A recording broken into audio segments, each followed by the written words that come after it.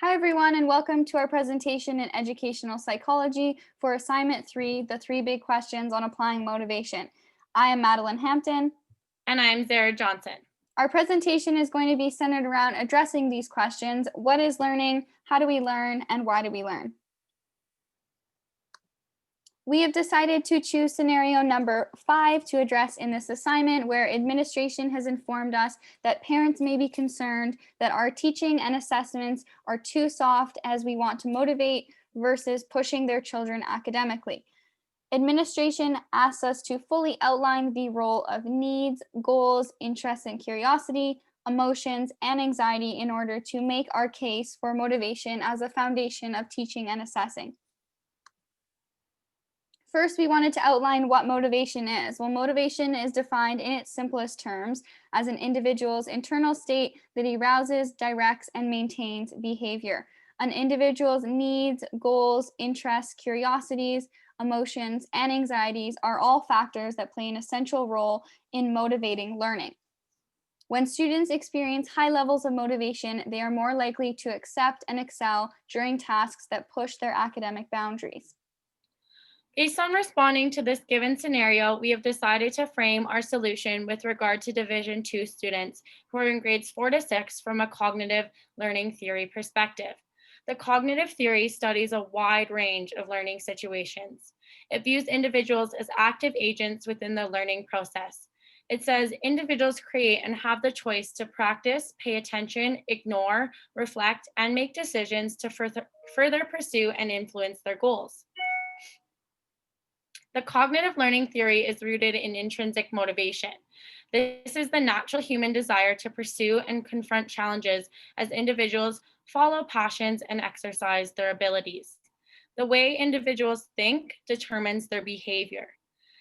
Behavior is not necessarily determined by rewards and punishments like we saw in the behavioral learning theory, but it is sparked and maintained through planning, goals, schemas, expectations, and attributions. Key theorists in the cognitive theory of motivation are Bernard Wiener and Sandra Graham. What is learning? Well, learning is, from a cognitive perspective, considered the active mental process of acquiring, remembering, and using knowledge. Learning extends much deeper than memorizing or recalling information and is an ongoing and lifelong process. Learning is also expanding and adapting the understandings we already have, not simply making associations without prior knowledge structures. How do we learn? Individuals learn through extending and transferring their current understandings and knowledge to other learning areas. Individuals are not passively influenced by environmental events. They actively choose, practice, pay attention, ignore, reflect, and make other decisions to pursue their goals. Learning is dependent on individuals' levels of intrinsic motivation. Motives as attributions to success. As a common explanation for motivation, we seek to understand our own successes and failures by searching for an explanation. We look to ourselves to answer unexpected circumstances. For example, how did I win that award, or why did I fail my exam? Individuals attribute these circumstances to ability, effort, mood, knowledge, luck, and help in an attempt to understand these successes and failures.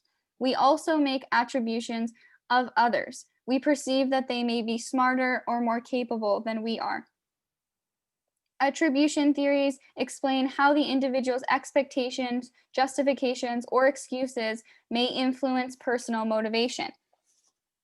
It is important for students' overall well being to attribute their successes and failures to controllable effort and ability rather than uncontrollable causes.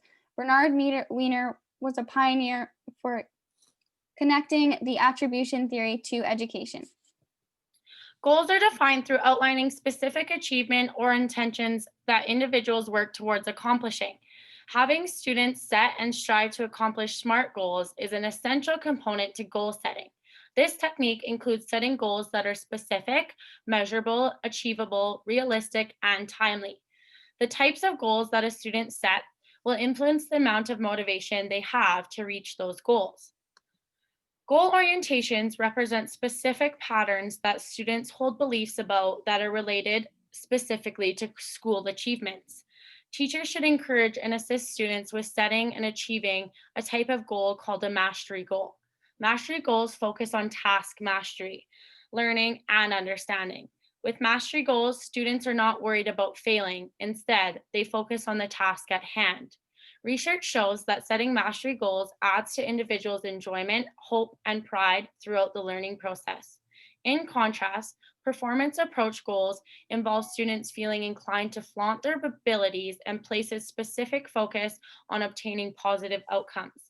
Some examples of characteristics of tasks that will most likely lead students to mastery goals includes implementing a variety of diverse activities that are intended to pique the interests of learners. This can be achieved through games, novelty, computers, or cooperative learning activities. Offers students a sense of control over either process or content within different tasks, and further, the task is seen by the students to require reasonable effort, which will keep their motivation levels stable. The roles of emotion and anxiety are becoming increasingly recognized in our current classrooms as research about the brain and behavior are constantly evolving. Human emotions are the result of psychological responses triggered by the brain in combination with interpretations of the situation and other information. Many brain regions are engaged when emotions are present, such as the amygdala, that plays a key role. This small brain region is responsible for your flight or fight response and can engage large emotional reactions.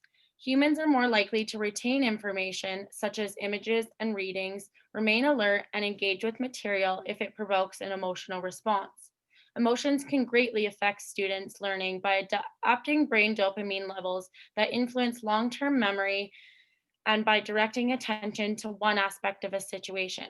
As stated by Ray Perry at the University of Manitoba, emotions can disrupt learning by interfering with working memory space. Why do we learn? Well, we learn because individuals are interested and curious about increasing their knowledge on specific topics. Therefore, curiosity motivates learning. Wanting to acquire knowledge or a specific outcome causes us to change what we know. Curiosity is evoked through an emotional response and is related to individuals wanting to know more about a specific area of interest. Our teaching application. Implementing authentic tasks, problem-based learning. Project-based learning involves a student's learning by doing because the project is the vehicle for simultaneous instruction and application. This method of learning incorporates 21st century skills such as critical thinking, problem-solving skills, and organization. These skills encourage students to enter into an inquiry process to answer an open-ended question. An example would be incorporating group projects and integrating a recycling program into the school or a community garden. So here is our infographic on this slide. This video is used as a way to dive deeper into the background knowledge, specific psychological theories, and viewpoints of cognitive thinking that contributed to creating this infographic for parents. Thank you everyone for watching, and be sure to check out the full version of our infographic during the gallery walk. Thanks for watching, everyone.